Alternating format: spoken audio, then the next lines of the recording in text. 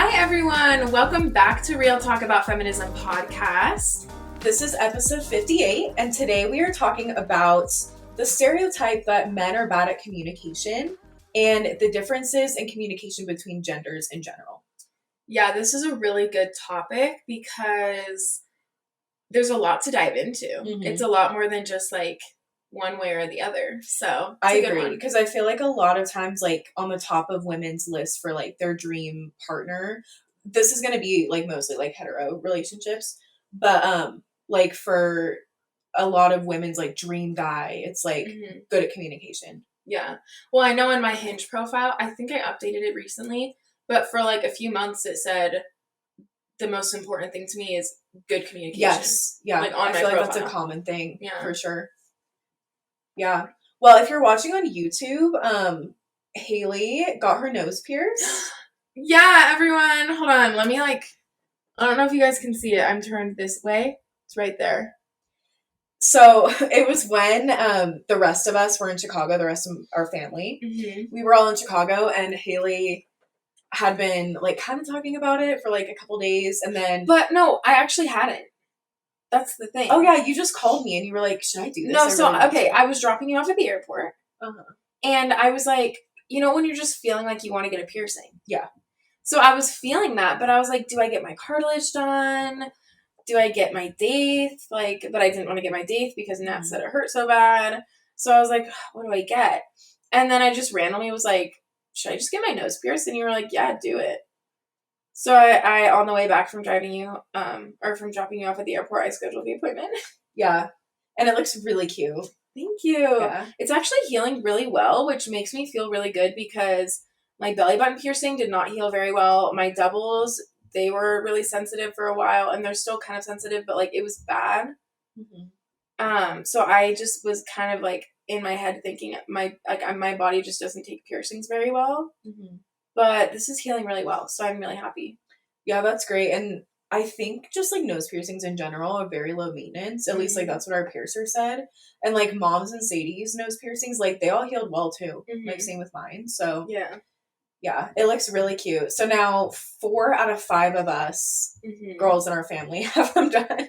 Yep, and you got yours changed. Yep, I changed mine to a stud or a ring. Yeah, hoop. And I'm loving it, honestly. It's so cute. It looks really good. Thank you. I'd had my stud for a year. Mm-hmm. May 1st is actually, that was the anniversary of getting my nose pierced. Aww, so that's exciting. You should have thrown a party for your nose. I should have. She's sad. So which one do you like better? Or do you like both of them? For different reasons. I feel like my ring, is it a hoop or a ring? I don't know. I always say ring for everything. Yeah. I feel like my hoop is more like summer vibes. Okay. But I like them both. Mm-hmm. Yeah. I think I'm just going to like change it out because it was only like $30 to change it. Okay. Well, and now you have the jewelry. Exactly. Mm-hmm. So I think it'll be like $10 or something. Like it'll be cheap. It was 10, yeah, when Sadie got hers changed. Okay. Yeah, so not bad. Like whenever I'm just feeling like I need a change, but I don't want something drastic, I think I'll just change it.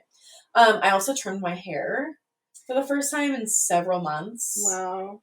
So, and I did... It looks good. Thank you. I did both of those things before the Chicago trip, so I was, like, feeling like a brand new woman. Yeah. And, yeah. Did you have to wear a mask in Chicago? Mm-mm. So you could show off your yeah. I know.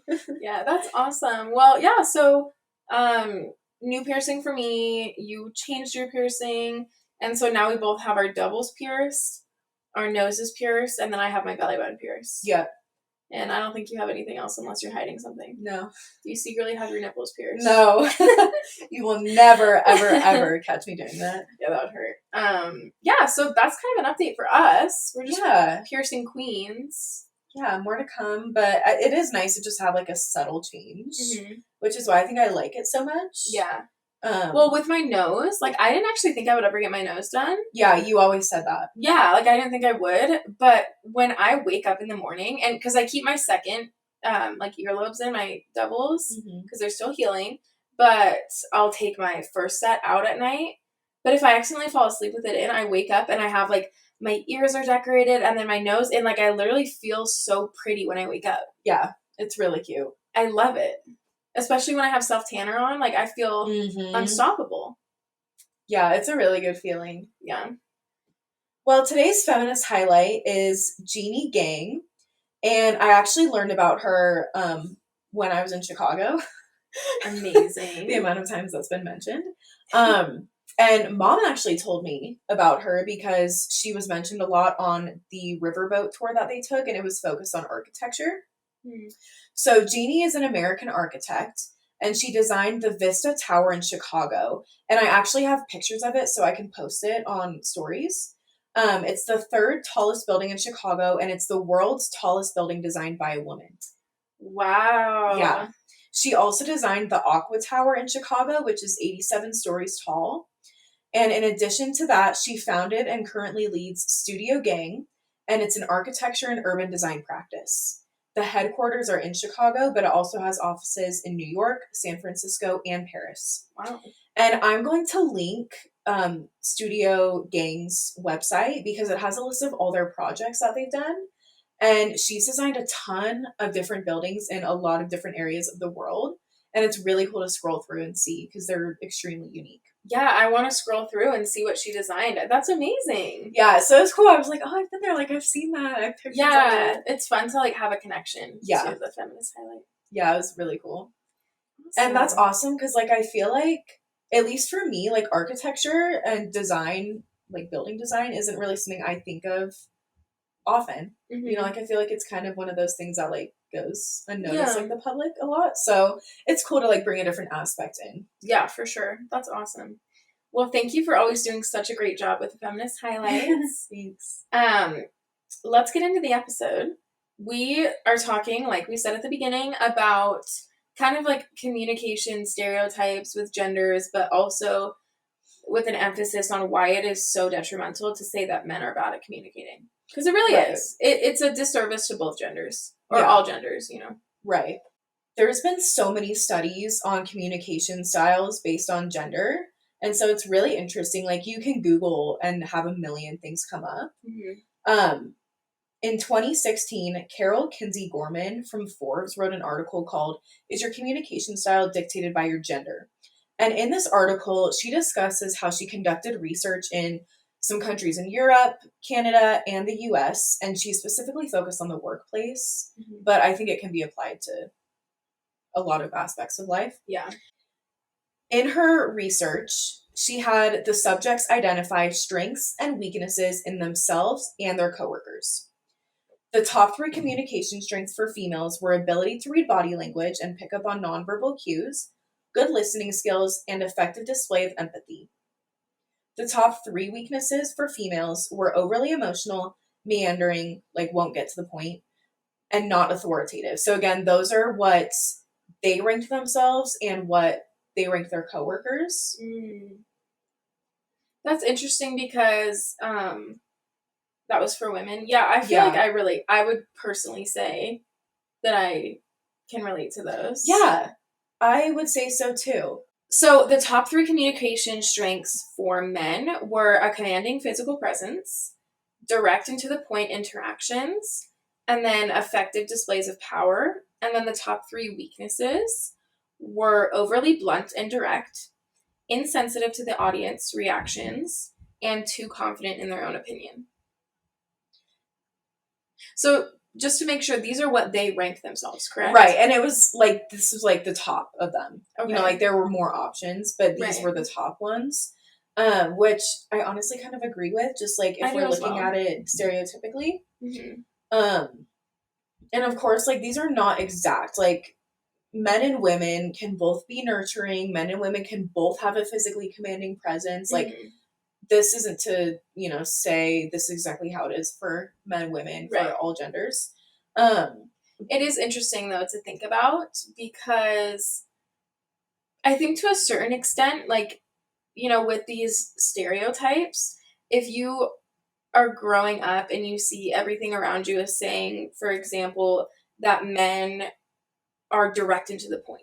Like, they rank themselves in the studies. Right. So if you're growing up and you're a little boy and you're seeing that men are direct and to the point, or you're a little girl and you're seeing that, and then everything in the media, all the movies and everything are just, like, showing all that, so it's perpetuating the stereotype, and that's how you're growing up, so then it's like, okay, this is how I'm supposed to be.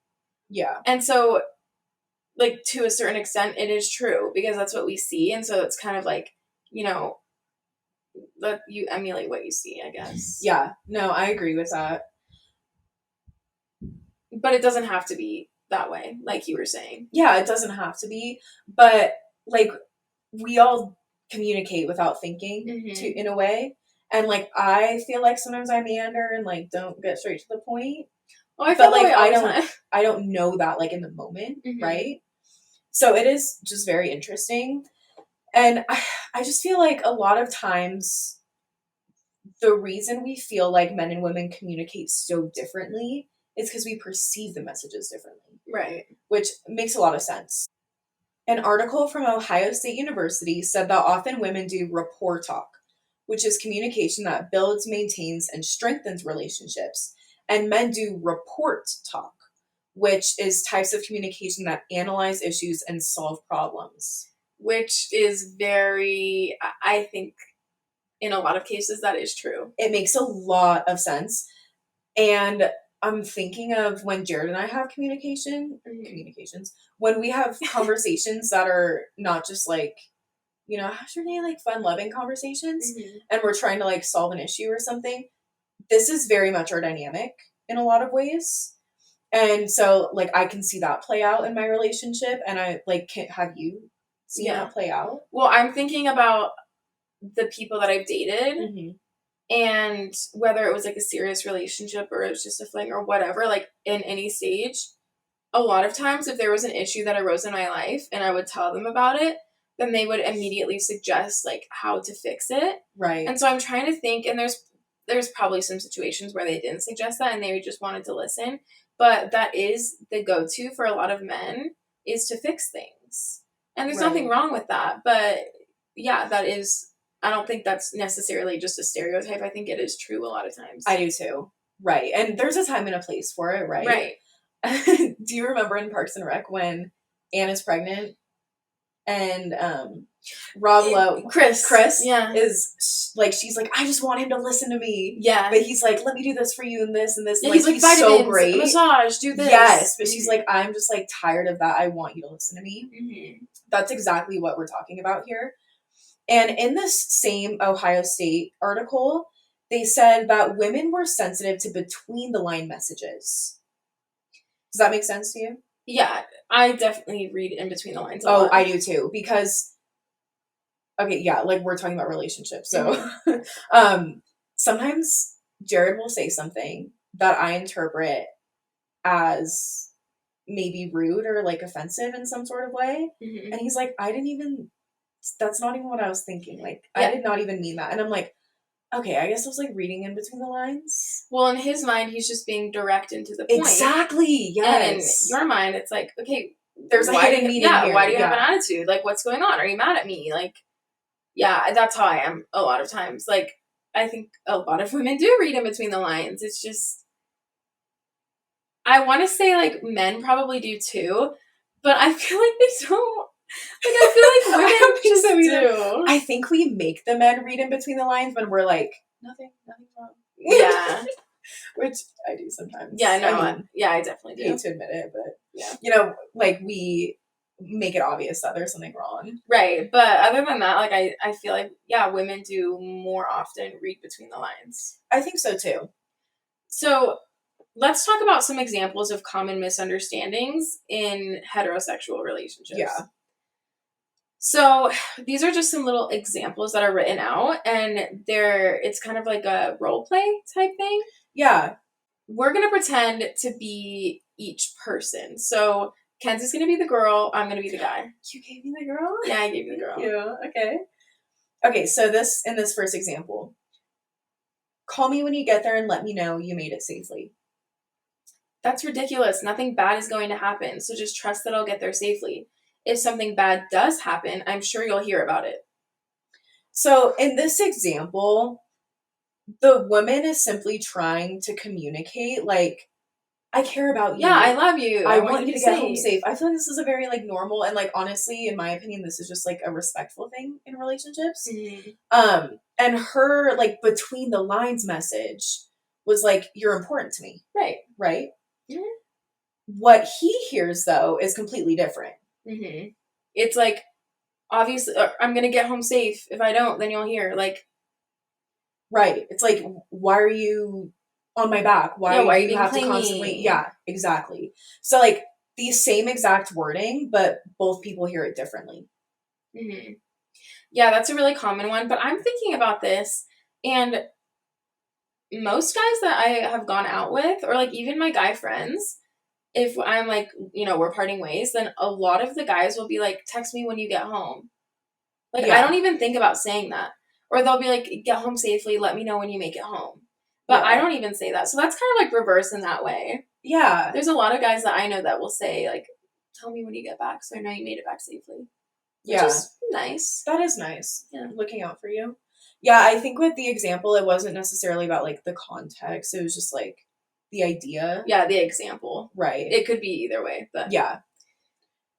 All right, next example. Do you want to be the girl for this one? Yeah, I want to be the girl. Okay.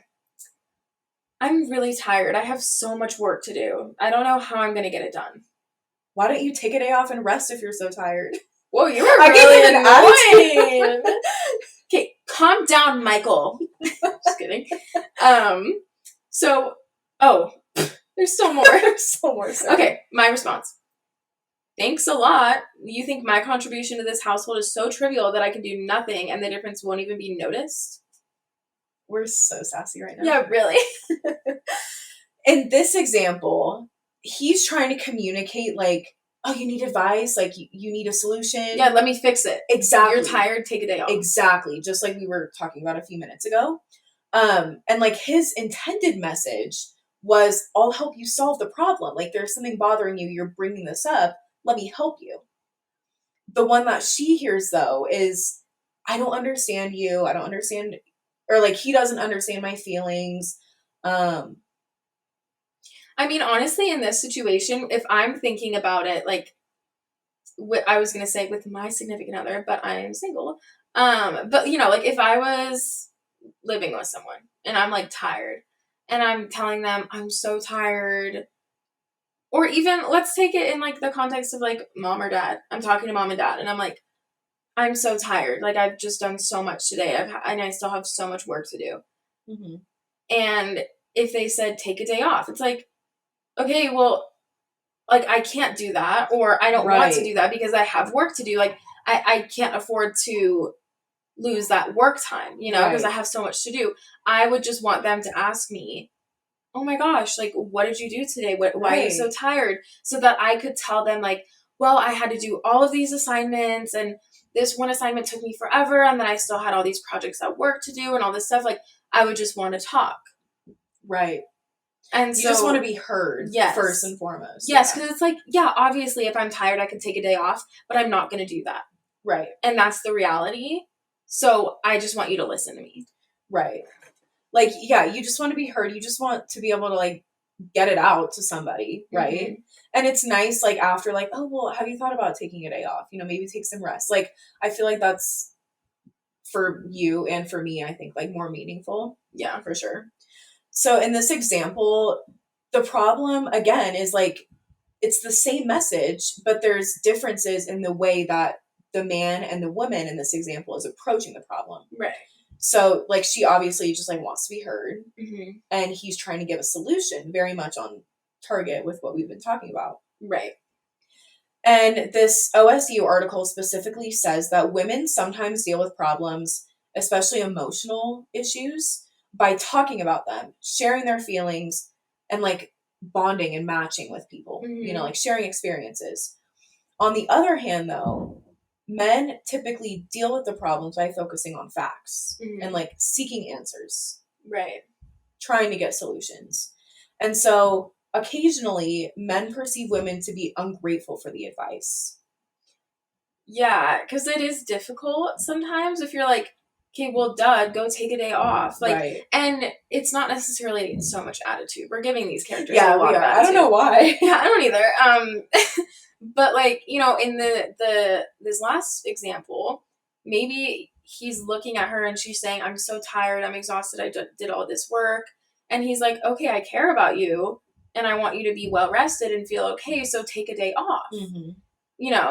That's a nicer tone that we're giving him.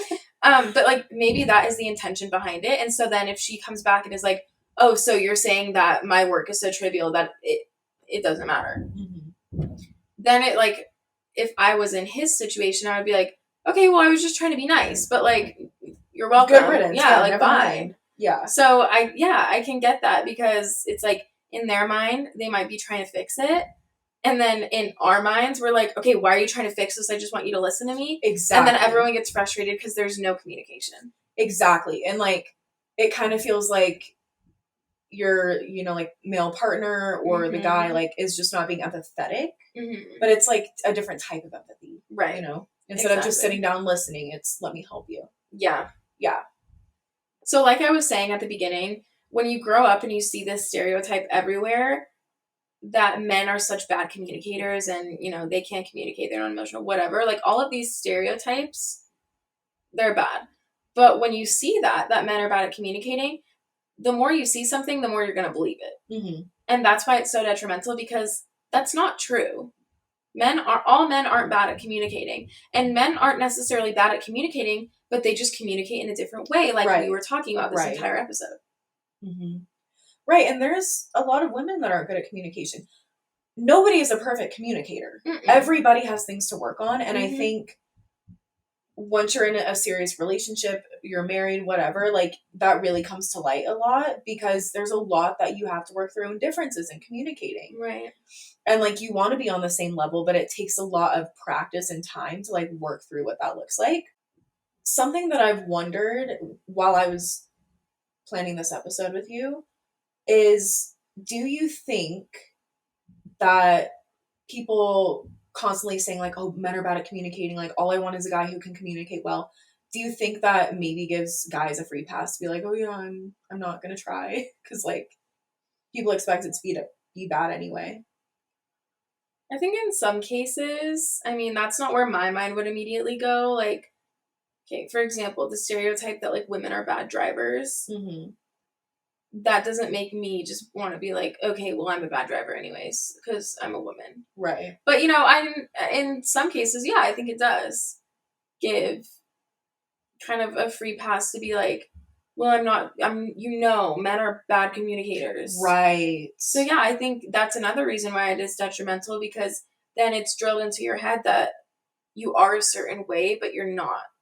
Mm-hmm. It's just an excuse, and it's a stereotype that society has put on you. And that's not fair, but stereotypes are put on everyone. Right. And it's like, communication is work. You have to put effort into it. It's mm-hmm. not just, for most people, it doesn't like come naturally mm-hmm. to like immediately click with somebody when you're communicating. Mm-hmm. I think I'm talking more about like serious relationships. Actually, no, now that you're saying that, I actually 100% agree with that, because I think of a relationship that I was in that he just told himself that he was bad at communicating.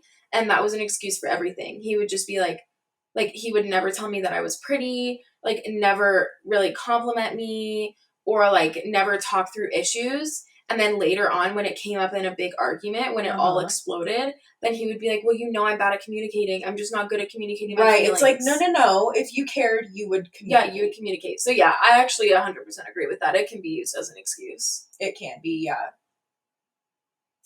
Tell me after who it was, please. Oh, you know who it was. I think I know. Yeah. Oh, you know. Yeah. Yeah, no. We're on the same page. Yeah, no, I think it definitely, it's just really detrimental to men and to women, because then it also puts on women that all women are good communicators, mm-hmm. and they're not. Like you're saying, like, your gender doesn't dictate if you're a good or bad communicator. Right. It might dictate the way that you think a little bit and the way that you communicate, but it doesn't affect how good or bad you communicate. Right.